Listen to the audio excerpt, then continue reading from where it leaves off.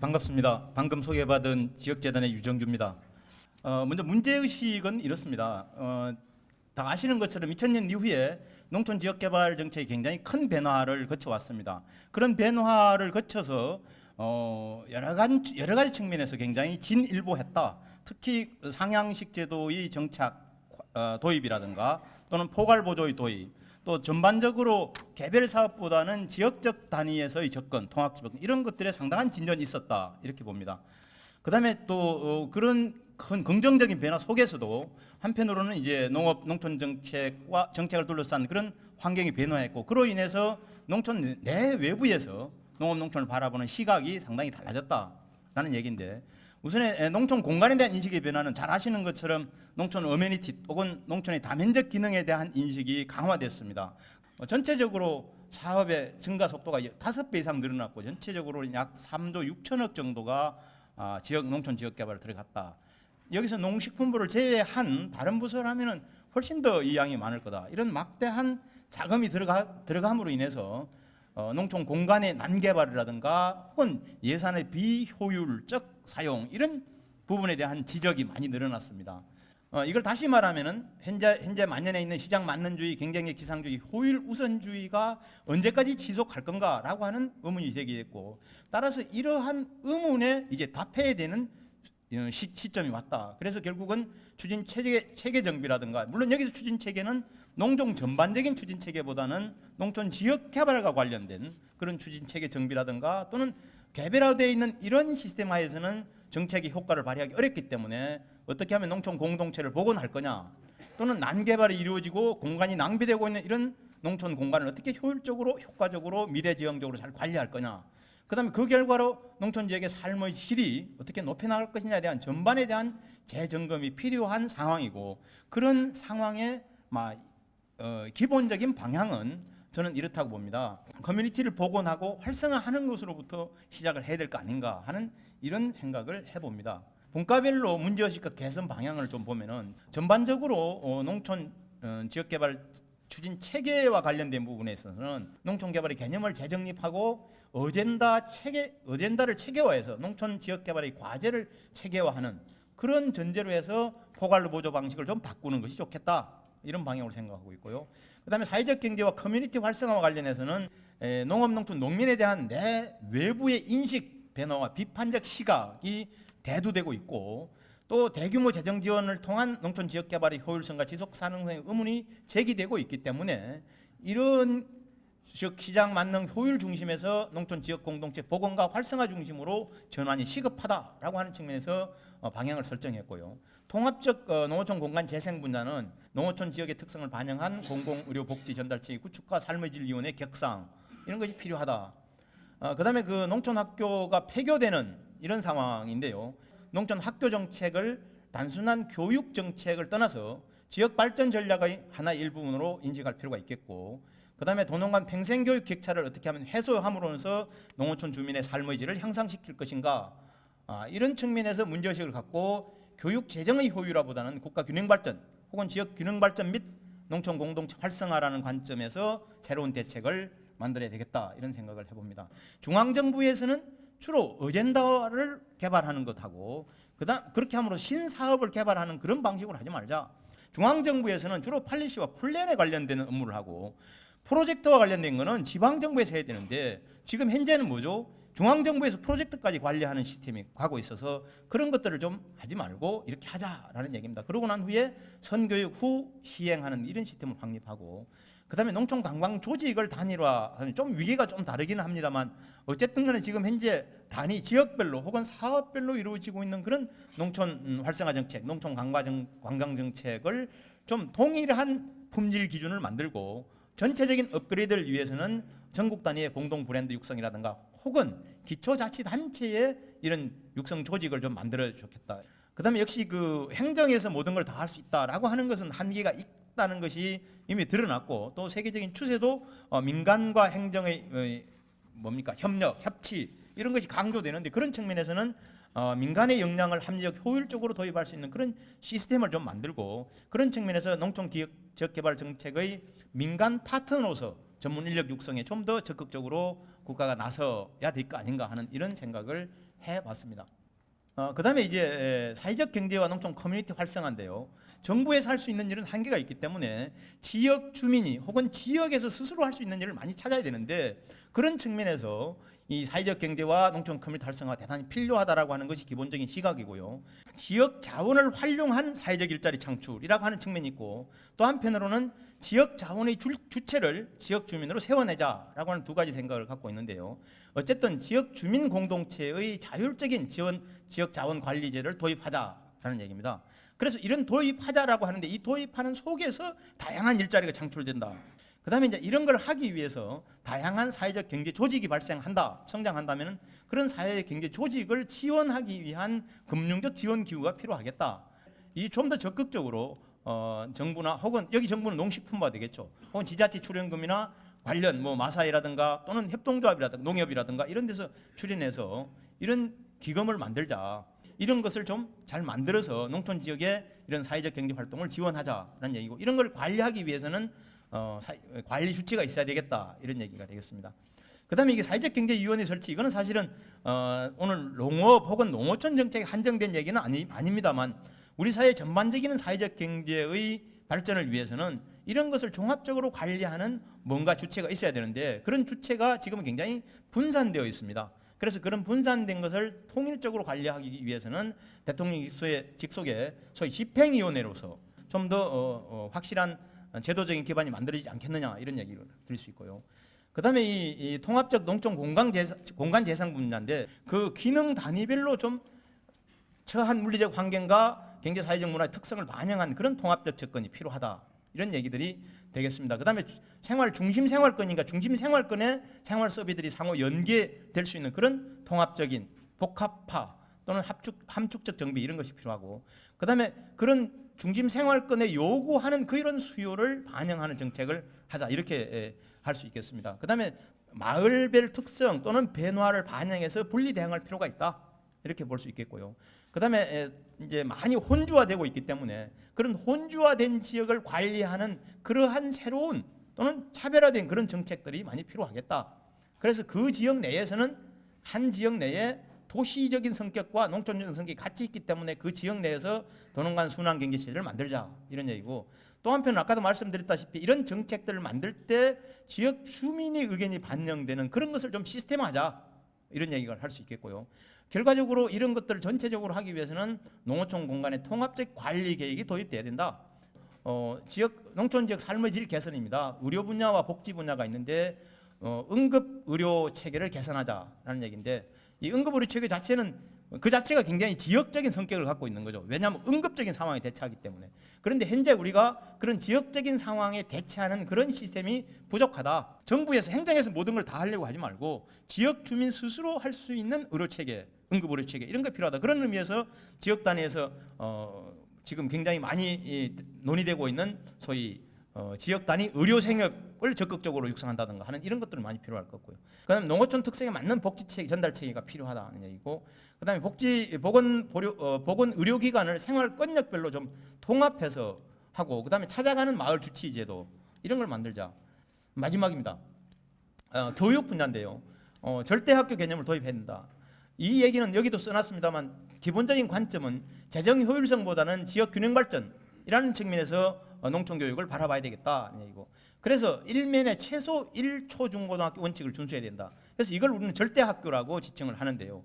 농어촌의 협약 학교 제도 이런 걸 도입한다든가, 또는 특성에 맞는 걸로 하는 거죠. 그다음에 삶의 질 향상을 위한 평생 교육 시스템. 지금 그 도시 지역에 비해서 농촌 지역의 주민들이 평생 교육의 혜택이 굉장히 적습니다. 통계적인 거는 도시 주민의 평생 교육 참여율이 35% 정도고 농촌 주민은 한 25% 정도라고 하는데, 이런 격차를 해소하기 위해서는 평생 학습관 설치가 필요하고, 이런 것들 하기 위해서는 이런 것들이 실효성을 갖기 위해서는 지역의 과제, 지역 발전 과제를 학습 주제화하는 그런 시스템이 필요하고, 그래서 지역 발전과 평생 학습을 연계하는 이런 추진 시스템을 마련하는 것이 절실하다, 이렇게 설명을 드릴 수 있겠습니다. 아마 제가 부족한 부분들, 특히 아까 공간 부분이나 교육 부분은 지정 토론자들이 추가로 잘 설명을 해 주시리라 믿습니다. 제 발표는 여기까지입니다. 고맙습니다.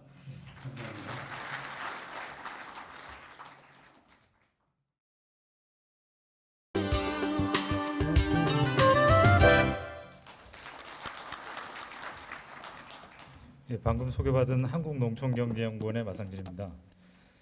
제가 그동안 삶의 질 관련해서 여러 연구를 하면서 그다음에 회의를 거치면서 앞서 발표한 유정기 박사님의 발표 내용에 좀 보완이 될 만한, 좀 더 강조될 만한 부분을 좀 위주로 말씀을 드리도록 하겠습니다. 크게 제가 말씀드릴 부분은 5가지 부분입니다.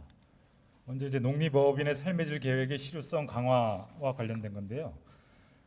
많은 농촌 관련된 분들이 잘 모르시는 게 삶의 질 법이 어느 범위까지 포함하는지, 삶의 질 계획이 어느 범위까지 우리 농업인들, 농촌 주민들의 삶의 질에 관여하는지에 대해서 그렇게 잘 알고 있지 못하다라는 것입니다. 삶의 질 법이 지금 제가 여기도 표현했지만은 보건복지 이런 교육뿐만 아니라 우리의 기본적인 생활을 넘어서 경제 활동의 기본 활동까지도 다 이 법에서 관여를 하는데, 이 법의 실효성이 너무 낮다라는 것이 현재 문제입니다. 지금 예산 투입 규모만 보더라도 범부처적으로 11개 부처가 관여를 하면서 약 2차 계획에는 34.5조가 투입되는 막대한 계획인데, 이 계획의 실효성이 너무 낮다라는 측면이 우리 농림어업인의 삶의 질과 관련해서 큰 문제인데, 우선 부처와 지방 정부의 강제 기능이 미흡하다라는 것, 그리고 이 사업의 별도의 어떤 전달 체계가 부재하다는 측면에서의 문제점이 있습니다. 그래서 이 실효성 강화 방안으로 앞선 1, 2세션에서 농발이나 농특위 개념의 어떤 대통령 직속 위원회 설치도 제안을 했는데, 저는 이제 삶의 질 위원회가 지금 총리실 산하에 조직돼 있지만 이것이 아까 드린 바와 같이 거의 실효성이 없습니다.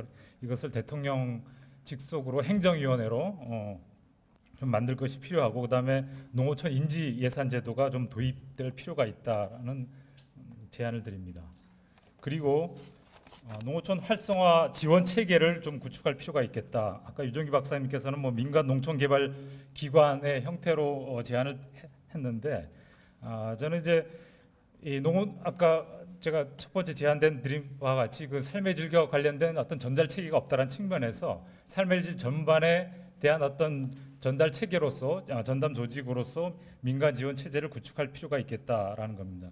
그래서 지방에서 나타나는 것은 뭐냐면 이제 잦은 담당자의 교체로 인해서 그들의 어떤 전문성이나 열정이 부족한 측면으로 인해 갖고 실질적으로 계획들이 그냥 페이퍼상에 머무는 그런 일들이 많은데, 현재 나타나는 어떤 현재 관련 분야에서 나타나는 우수 사례를 보면은 완주의 지역경제순환센터나 그다음에 농업교육 분야에는 경북 농민사관학교 같이 농업교육을 전담하는 어떤 기관을 마련한다든가, 귀농 관련해서는 서천의 귀농센터, 횡성군의 종합사회복지관 같은 경우는 사회복지 분야에 뭔가 민간 지원 기구로서 역할을 잘 하고 있는데, 외국의 같은 경우는 보시는 바와 같이 이런 전담 지원 기관이 잘 활발하게 진행되고 있고, 타 부처에서도 그런 기관을 중간 지원 조직 형태로 육성을 하려고 많이 시도를 하고 있습니다. 이런 것을 좀 활성화시킬 필요가 있다라는 거고요.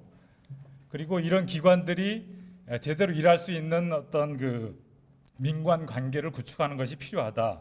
대부분의 이런 민간 기관들의 어떤 업무가 위탁이 되면은 담당 공무원, 특히 주무관 단위에서의 여러 가지 사람의 인식에 의해서 이 기관의 활동이 위축이 되거나 활발히 되기도 하지만 이런 상태인데, 이들 민간 기관들의 어떤 관과의 관계에서 대등한 관계를 구축하기 위해서 제가 제안드린 이런 어떤 조치들이 좀 필요하지 않을까 그렇게 생각하고요. 그다음에 네 번째로는 좀 마을 단위 삶의 질에 대한 접근이 필요하다라는 겁니다. 대부분의 이제 우리가 농어촌 문제를 지적을 할 때 그 문제는 읍지역 문제가 아니라 면지역 문제인데, 이 면지역과 관련된 별도의 통계 시스템이 아직까지 여러 가지로 제한된 정보만 제공되고 있습니다. 이런 정보의 생성이나 그다음에 마을 단위 시설들, 농촌의 초등학교를 포함해서 보건진료소, 주민자치센터, 여러 가지 마을회관, 경로당 이런 시설들이 얼마나 활용되고 있고 그런 거에 대한 어떤 자료조차도 제대로 생성이 안 되고 있는데, 이런 마을 단위 시설의 통합 활용이나 이 마을 단위의 어떤 활동가를 육성하는 그런 노력이 좀 필요하지 않을까 생각합니다. 그리고 마지막으로 농촌의 학교 활성화 관련해서 말씀을 드리겠습니다. 1982년 이후에 소규모 학교 통폐합 정책이 추진된 이후에 농어촌의 학교의 3분의 2가 폐교가 됐습니다. 제가 이제 한 2년 전에 연구한 바로는 3분의 2가 폐교가 됐는데 그 폐교가 폐교에서 머무는 것이 아니라 우리가 이제 농촌 주민들의 이농의 원인이 되고, 그다음에 최근에 귀농이 많이 이루어지고 있는데 젊은 사람들, 특히 젊은 사람들이 귀농을 막는 그런 장애인으로 등장하고 있습니다. 그런 측면에서 농촌 학교의 활성화를 좀 더 관심을 기울일 필요가 있겠다. 그래서 아까 유정규 박사님도 말씀드렸듯이 절대학교 지정을 통해서 이것을 이제 농어촌 서비스 기준에 좀 반영을 우선 하고, 그 학교에 대해서는 부처 예산의 어떤 통합적 지원이 필요하고, 이들 학교의 교육 과정이 지금 국가 교육 과정이라고 이제 8차를 넘어서 9차 교육 과정이 진행되고 있는데, 이 교육 과정이 대부분 도시 중심으로 돼 있습니다. 그러니까 대부분의 수능도 그런 도시 중심의 교육 과정에 맞는 아이들이 성공할 수 있게 그렇게 돼 있는데, 농촌 중심으로 자율적으로 운영될 수 있게끔 하고, 거기에 뜻을 같이 하는 교사와 교장들이 일할 수 있게끔 하고, 이런 교사들이 그 지역에 좀 더 문제에 관심을 갖게 한다면 좀 더 나은 농촌이 되지 않을까 그렇게 생각합니다. 이상 발표를 마치겠습니다. 네, 감사합니다.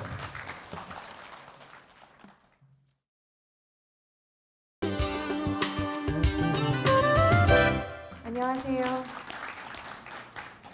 네, 지역활성화센터의 대표로 있는 오형은이고요. 저는 이번에 8번째 분과에서 농어촌 공간에 관한 고민을 했었습니다. 10분 정도의 전문가분들을 모시고 여러 가지 고민을 했었는데요. 그 고민의 시작은 아마 농촌이라는 곳이 그간에 계속 아직도 여전히 농업을 중심으로 바라보는 관점이 있고, 또는 이제 최근에 논의되는 여러 가지 활동, 컨텐츠 중심의 어떤 관계들을 만들고, 또는 일자리를 만들고, 또는 복지를 만들고 하는 것들에 대한 논의들은 많이 진행이 되고 있는데, 다시 그것을 농촌이라는 곳에 가서 보면은 하나의 땅 위에서, 토지 위에서 거기에 농업 생산도 일어나고 사람이 살기도 하고, 거기에서 또 다른 산업도 일어나기도 하고, 또 다른 관계망들이 만들어지기도 하고, 여러 가지 생활 기반 시설들이 같이 들어오기도 한다라는 것을 저희는 볼 수 있었습니다. 그래서 그런 측면에서 우리가 농어촌 공간을 어떻게 볼 것인가가 사실은 상당히 중요하다라는 관점에서 저희 분과들을 같이 고민을 했었습니다. 첫 번째는 그간의 10년간 마을 단위 사업 또는 권역 단위 사업, 읍면 소재지 사업들을 진행을 했는데, 그 진행한 결과를 봤더니 사실은 개별 단위 사업, 권역이라고 하더라도 여러 개 마을이 뭉쳐져 있는 곳, 또는 한 개의 마을 단위 사업 아니면 읍면 소재지 중심지만에 대한 계획이 있었지, 지역 전체를 바라보고 이것을 어떻게 개발할 것에 대한 고민은 별로 없었던 것 같다.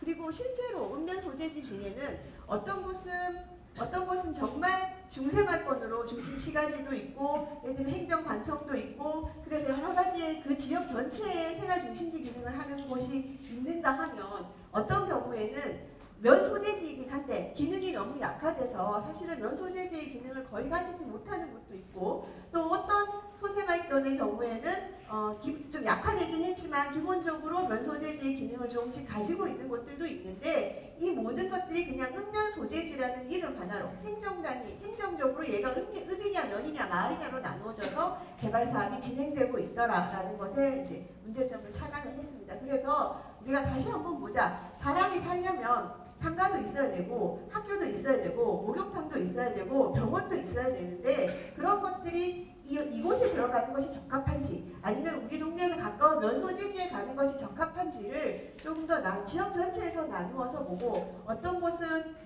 좀 큰 중심 생활지 1 정도 되는 중생활권이 있는가 하면, 어떤 곳은 중심 생활지 2에 속하는, 예를 들면 주변 지역에 있는 마을 단위 또는 어메니티 자원이 많이 있는 도농교류의 거점으로서의 중심시가지 2 정도, 아니면은 면소재지가 약화되긴 했지만 기본적으로 초등학교가 있는 소생활권의 경우, 그러니까 어디에 해당하는지를 보고 실제로 그 중심생활권이 어느 정도의 마을들을 포괄하고 있는지를 봐서, 몇 명의 지역 주민들의 중심생활지 역할을 하고 있는지를 봐서 그것에 맞도록 지역 개발하는 것이 적합하다 라는 것에 사실은 모두 다 동의를 하게 되었습니다. 그런데 막상 들여다보니 그렇게 개발하는 방식이 불가능했던 이유는 그 모든 것들이 토지의 용도와 관련되어 있는데 우리 농림부가 가지고 있는 여러 가지의 제도나 사업들 안에는 토지 용도를 제어할 수 있는 것들은 거의 없더라. 단위 사업별로 여기 건물 지을 수 있어요 없어요 물어봐서 허가를 내주는 것 정도가 지자체가 갖고 있는 것 뿐이지, 또는 건물을 짓도록 돈을 지원하는 것 뿐이지, 토지 용도 조금 더 넓게 말하면 지구 단위에서 얘를 어떻게